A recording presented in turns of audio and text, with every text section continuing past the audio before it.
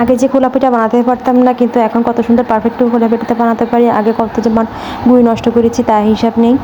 কেন এই কথা বললাম জানতে হলে পুরো ভিডিও দেখতে থাকো। আসসালামু আলাইকুম everyone, welcome back to my other new blog. আজকে তোমাদের জন্য খোলা পিঠার রেসিপি নিয়ে এসেছি।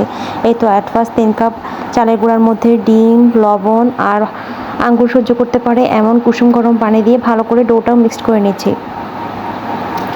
আগে যখন এই পিঠাটা বানাতাম আমি বেশি গরম পানি দিয়ে দিতাম, কিন্তু বেশি গরম পানি দিলে তোমার পিঠাটা ভালো হবে না। এদিকে আমি তাপাটা গরম করে নিচ্ছি, তাপাটা গরম করে ব্যাটারটা দিয়ে দিচ্ছি, তারপর ঢেকে দিব।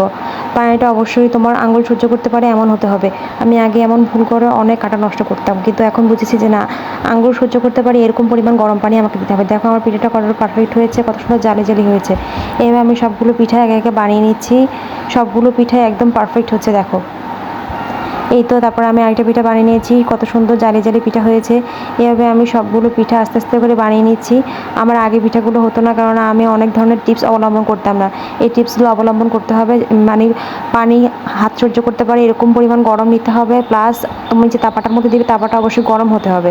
এই দেখো আমার সবগুলো খোলা পিঠা কত সুন্দর পারফেক্ট হয়েছে, একদম জালি জালি হয়েছে আমার পিঠাগুলো। এগুলোকে খোলা পিঠা বলা হয়ে থাকে। আমার ভিডিও এতক্ষণ দেখার জন্য অনেক অনেক ধন্যবাদ। অবশ্যই লাইক সাবস্ক্রাইব করে আমার পাশেই থাকবে। আল্লাহ হাফেজ।